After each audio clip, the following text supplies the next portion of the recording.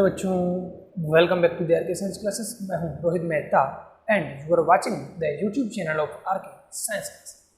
दोस्तों, आज का जो लेक्चर है वो 12th बायोलॉजी के स्टूडेंट्स के लिए है। और जैसा कि आपको पता है, हम पढ़ रहे थे मानव जनन तंत्र। मानव जनन तंत्र में अभी हम देख रहे थे प्रजनन चक्र।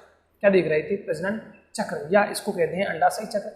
और हमने देखा था कि दो प्रकार की मादाओं में, नॉन प्राइमेट्स एंड प्राइमेट्स मादाओं में बात करें तो दोनों में अलग अलग प्रकार का अंडाशय चक्र या प्रजनन चक्र पाया जाता है। तो हमने किसके बारे में बात कर ली थी? आर्तव चक्र या रज चक्र के बारे में बात कर ली थी, जो कि प्राइमेट्स मादाओं में या प्राइमेट्स स्तनधारी मादाओं में पाया जाता है।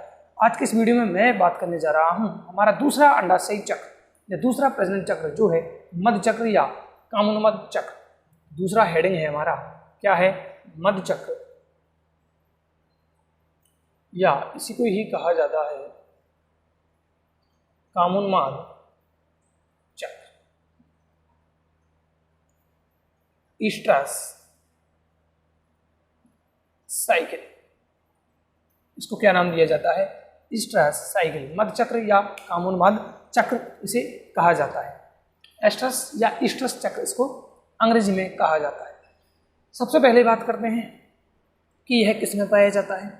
सबसे पहले बात करते हैं कि जो मध चक्र है या जिसे कामोन्माद चक्र हम कह रहे हैं, यह किस में पाया जाता है? तो इसका आंसर होगा नॉन प्राइमेट्स मादाओं की या नॉन प्राइमेट्स स्तनधारी की मादाओं में। स्तनधारी मादाओं में, कौन सी स्तनधारी मादाओं में? नॉन प्राइमेट्स स्तनधारी मादाओं में जो प्रजनन चक्र पाया जाता है या अंडाशय चक्र पाया जाता है, उसी को हम क्या कहते हैं? मध चक्र। तो किसमें पाया जाएगा? नॉन प्राइमेट्स मादाओं में। तो हम क्या लिखेंगे? यह नॉन प्राइमेट्स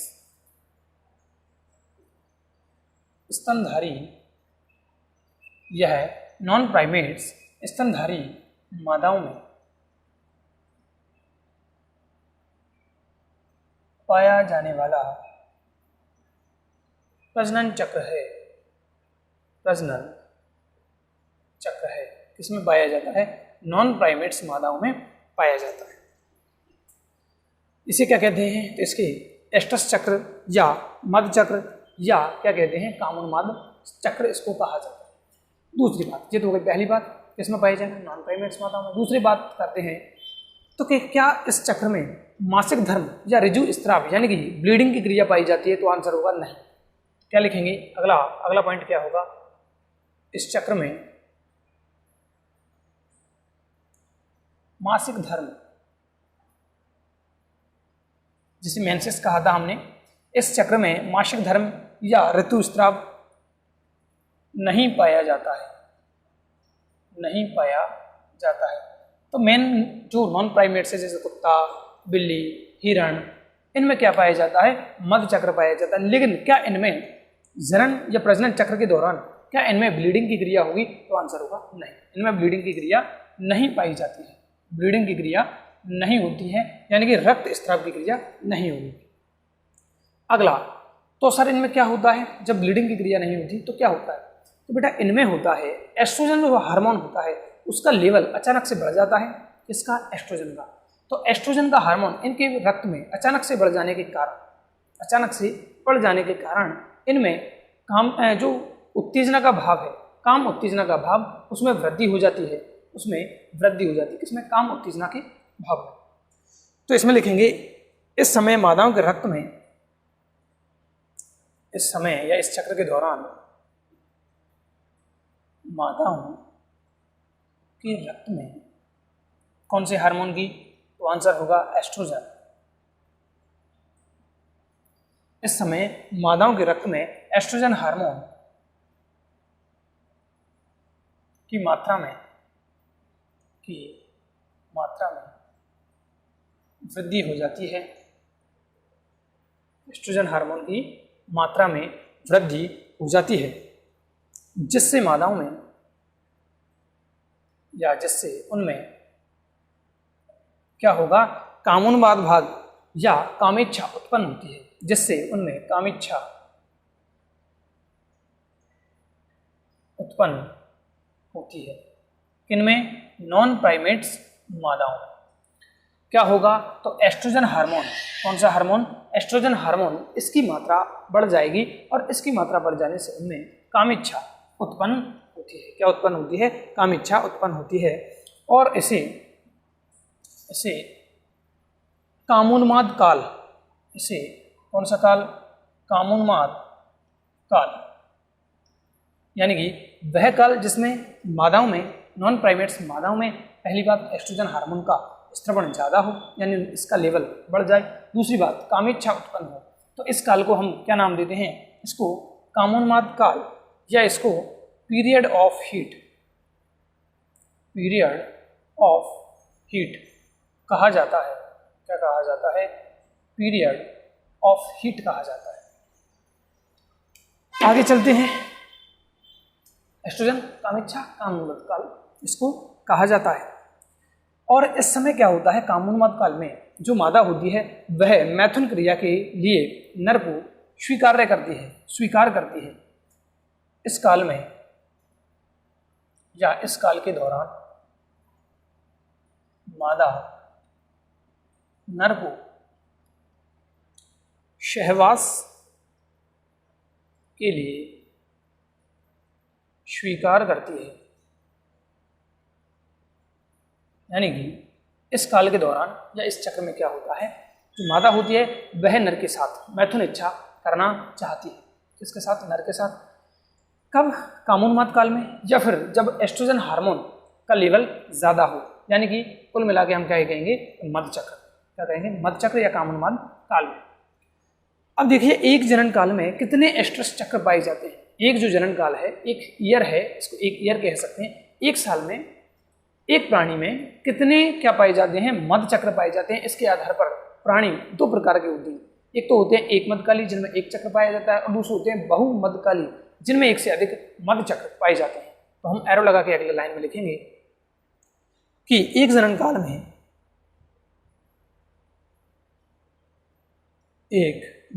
में किसमें, एक जनन काल में जो एस्ट्रस चक्र हैं, एस्ट्रस चक्रों के आधार पर एक जनन काल में एस्ट्रस चक्र के आधार पर प्राणी या मादा लिख सकते हैं डायरेक्ट, प्राणी दो प्रकार के, कितने प्रकार के होते हैं, प्राणी दो प्रकार के होते हैं। कौन कौन से हैं, तो पहली हेडिंग डालते हैं हम, क्या है, एक मध्यकाली, यानी मोनोस्ट्रस, इसको क्या कहा जाता है। एक के लिए हम साइंस की भाषा में क्या शब्द यूज करते हैं, मोनो और स्ट्रस पीछे लगाना है, तो मोनोस्ट्रस, एक मध्यकाली। नाम से ही पता चल रहा है, ऐसे प्राणी या ऐसी स्तनधारी माताएं जिनमें एक जनन काल के दौरान केवल एक एस्ट्रस चक्र पाया जाता है, यानी कि इन प्राणियों में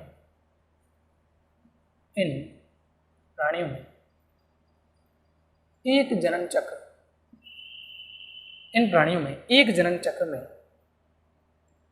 केवल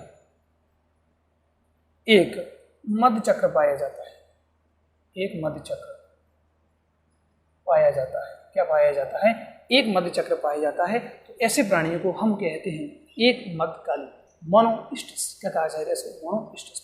बात करते हैं इसके एग्जाम्पल्स की, तो कुत्ता, हिरण, लोमड़ी, चमगादड़ आदि, ये सभी कैसे प्राणी हैं, ये सभी एक मध्यकाली प्राणी हैं, यानी कि एक सीजन में या एक ईयर में केवल एक बार ही संतान उत्पत्ति करती है। कुत्ता, हिरण, लोमड़ी, चमगादड़। अब आप कहोगे सर चमगादड़ तो पक्षी है, लेकिन नहीं बेटा, चमगादड़ पक्षी नहीं होता, इसमें स्तन ग्रंथियां पाई जाती हैं, इसलिए स्तनधारी है, मैमेलिया है। याद रखना है कि चमगादड़ एक पक्षी नहीं है। ये क्या है, चमगादड़ एक पक्षी नहीं है, बल्कि चमगादड़ तो क्या है, एक स्तनधारी जिसमें स्तन ग्रंथियां पाई जाती है, यानी यह अपने शिशुओं को स्तनपान यानी दुग्धपान या दूध पिलाता है। क्या करता है, अपने संतानों को, अपने बच्चों को दूध पिलाती है। कौन, चमगादड़, भले ही उड़ जाए। तो हरे उड़ने वाला चीज पक्षी नहीं होगी, तो चमगादड़ क्या है बेटा, याद करना ध्यान से इसको, स्तनधारी।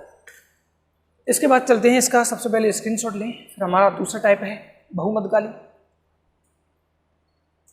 चलिए इसको हटा देते हैं।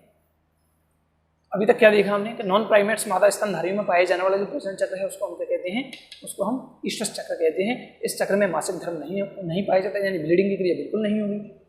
इस समय मादाओं में रक्त में क्या होता है, एस्ट्रोजन हार्मोन की मात्रा बढ़ जाती है। किसकी मात्रा बढ़ जाती है, एस्ट्रोजन हार्मोन जो है उसकी मात्रा बढ़ जाती है। उसी के कारण मादाओं में काम इच्छा उत्पन्न होती है और इसको कामोन्माद काल कहा जाता है, यानी कि period of heat. Period of heat किसे कहा जाता है, कामोन्माद काल को, यानी कि एस्ट्रस चक्र में पाया जाता है। और इस काल के दौरान मादा जो है वो नर को क्या करती है, सहवास के लिए स्वीकार करती है। अगला, तो जनन काल में कितने एस्ट्रस चक्र पाए जाते हैं, इसके आधार पर पानी दो प्रकार के होते हैं। कौन कौन से, एक मध्यकाली, बहुमध्यकाली। एक मध्यकाली कौन कौन से हैं, इन प्राणियों में एक जनन काल में केवल एक क्या पाया जाता है, एस्ट्रस चक्र पाया जाता है, तो इसको कहते हैं हम एक मध्यकाली, जैसे कि कुत्ता, हिरण, लोमड़ी, चमगादड़ आदि। दूसरी हेडिंग पे चर्चा करते हैं हम। दूसरी हेडिंग क्या है हमारी,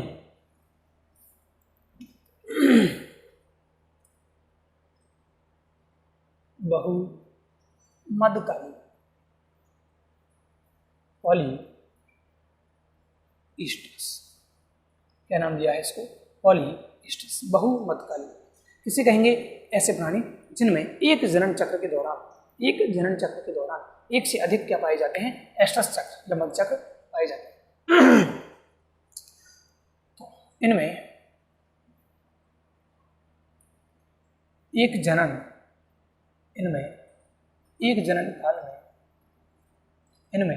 जनन काल में कितने, तो कई या एक से अधिक कह सकते हैं। इनमें एक जनन काल में कई मध्य चक्र या एस्ट्रस चक्र पाए जाते हैं।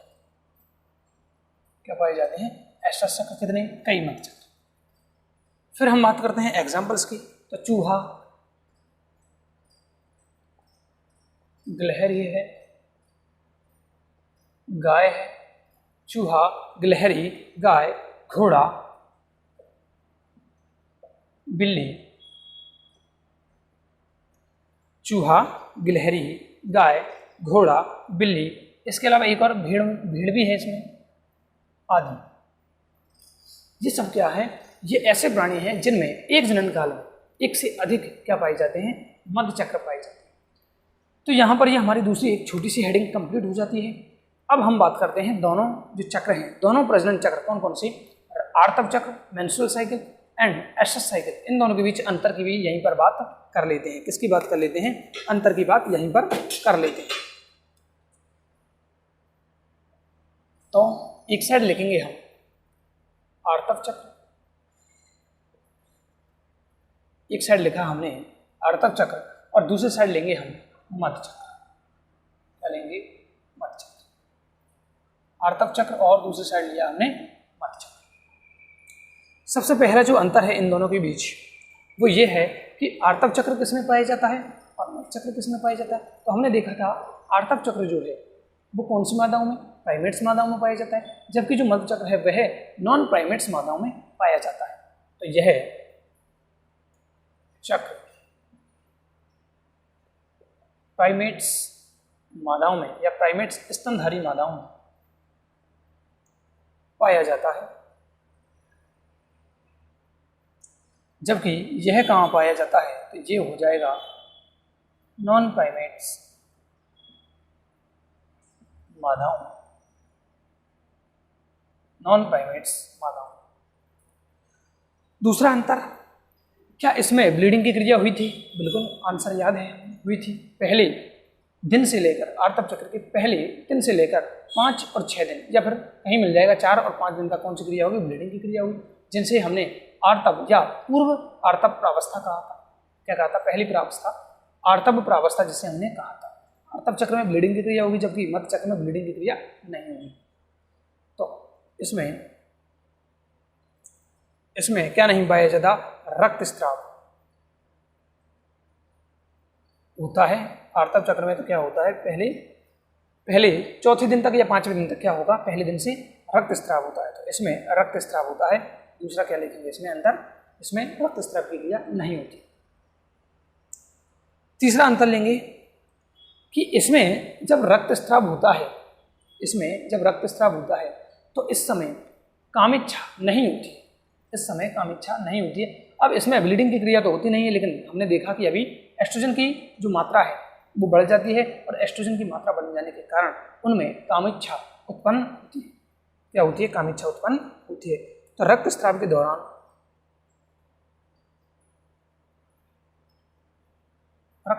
दौरान क्या नहीं होती? लैंगिक इच्छा या लैंगिक व्यवहार की इच्छा, लैंगिक इच्छा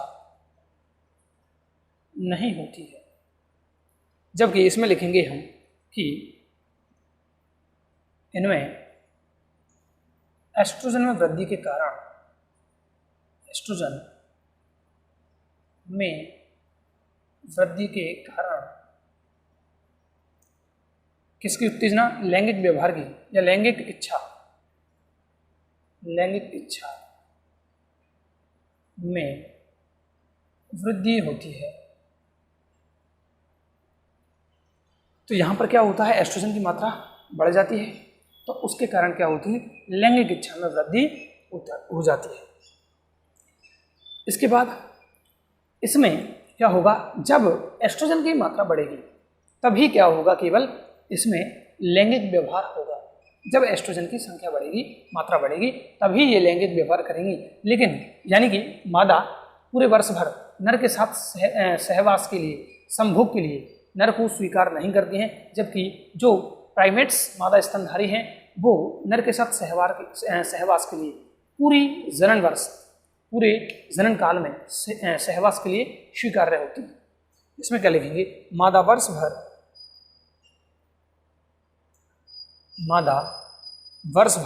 सहवास के लिए, मादा वर्ष भर सहवास के लिए स्वीकृति देती हैं। किसको छोड़कर? पीरियड टाइम को छोड़कर, यानी ब्लीडिंग की क्रिया को छोड़कर। तो मादा वर्ष भर सहवास के लिए स्वीकृति देती हैं। इसमें क्या लिखेंगे? मादा केवल किसमें? मध्य चक्र के दौरान, मादा केवल मध्य चक्र के दौरान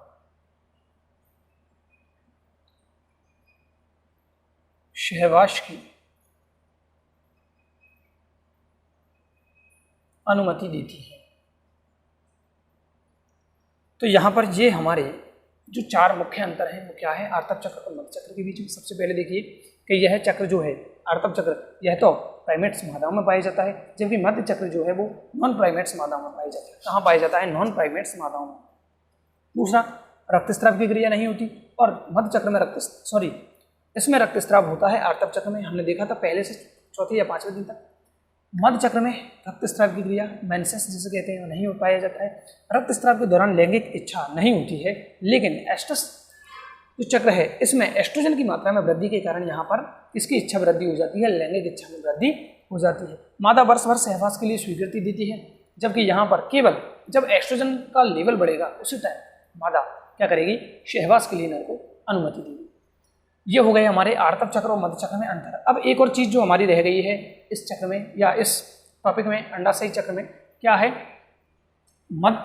आर्तव चक्र या रज चक्र का हार्मोनल नियंत्रण क्या है? इसका स्क्रीनशॉट ले लो पहले।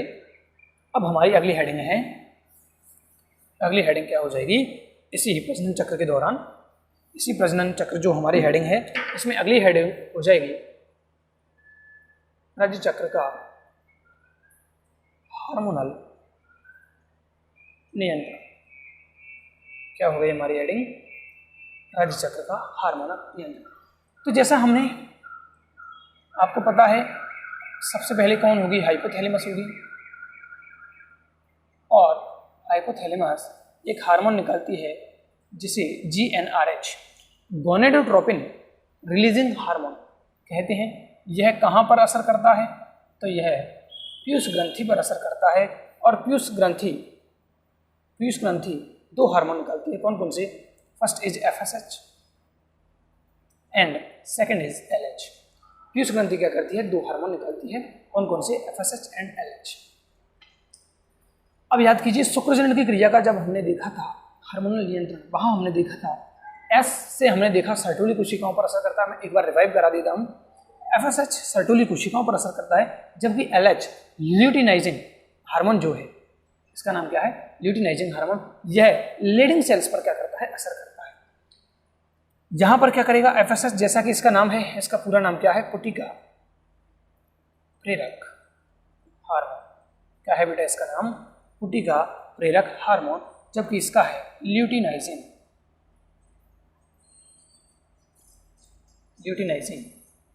हार्मोन।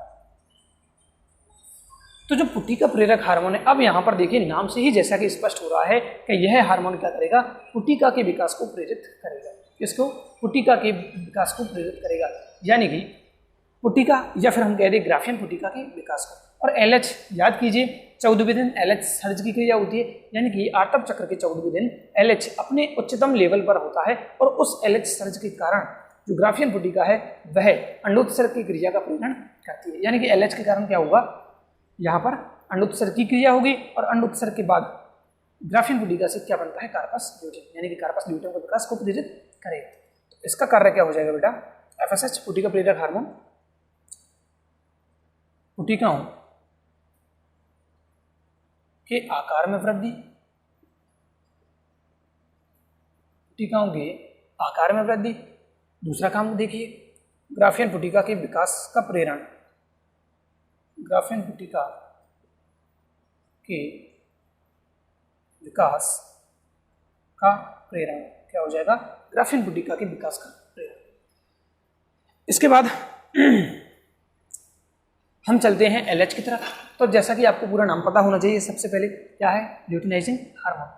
अब हमें पता है कि 14वें दिन, आर्तव चक्र के 14वें दिन में क्या होता है, LH अपने हाईएस्ट लेवल पर होता है, जिसे हम LH सर्ज कहते हैं, जिसे हम क्या कहते हैं, LH सर्ज। उसके कारण क्या होता है, ग्राफियन पुटिका फट जाती है।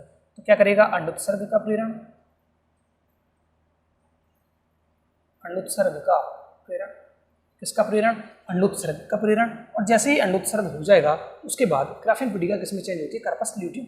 दूसरा हो जाएगा कार्पस ल्यूटियम के विकास का प्रेरण। अब जैसे ही कार्पस ल्यूटियम बनती है, जैसे ही कार्पस ल्यूटियम बनती है तो कार्पस ल्यूटियम एक अंतःस्रावी ग्रंथि के रूप में काम करती है और क्या करती है, एस्ट्रोजन और प्रोजेस्टेरॉन हार्मोन का स्त्रवण करती है। और प्रोजेस्टेरॉन क्या करता है, गर्भाशय के वातावरण को किसके लिए, आरोपण के लिए तैयार करता है। तो अगला कार्य क्या हो जाएगा, जगह है हमारे पास, इसके द्वारा, किसके द्वारा, corpus luteum, Cl corpus luteum के द्वारा एस्ट्रोजन एंड प्रोजेस्टेरॉन, पूरा लिख देते हैं, के द्वारा एस्ट्रोजन व प्रोजेस्टेरॉन का स्त्रवण किया जाता है।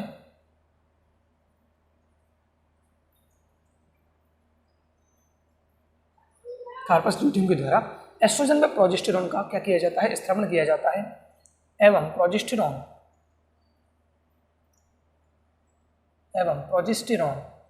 किसका,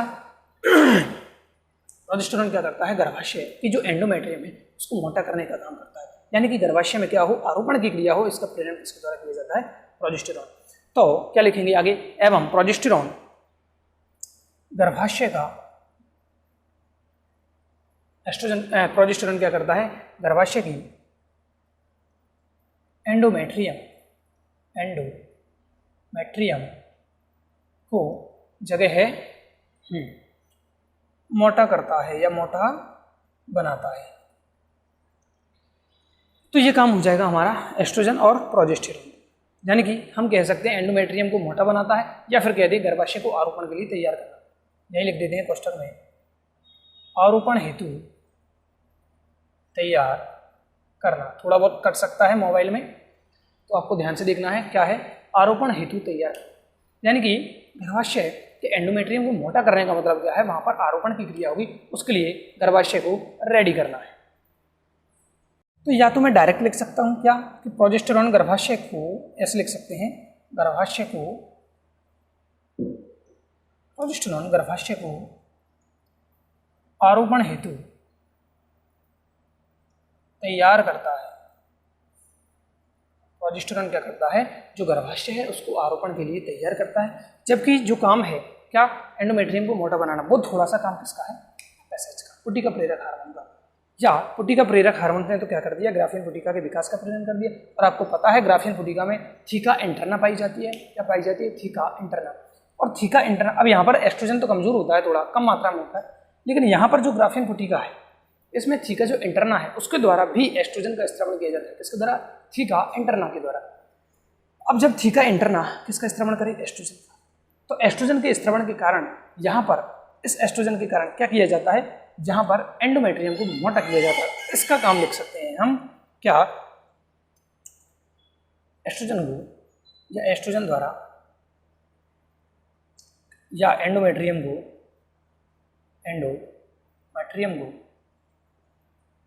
मोटा बनाना, ये हमारे हो जाते हैं FSH और LH दोनों के कारण। यानी कि सबसे पहले क्या होगा, हमने क्या हेडिंग डाली, रज चक्र का हार्मोनल नियंत्रण, यानी किस प्रकार से रज चक्र को हार्मोन नियंत्रित करते हैं।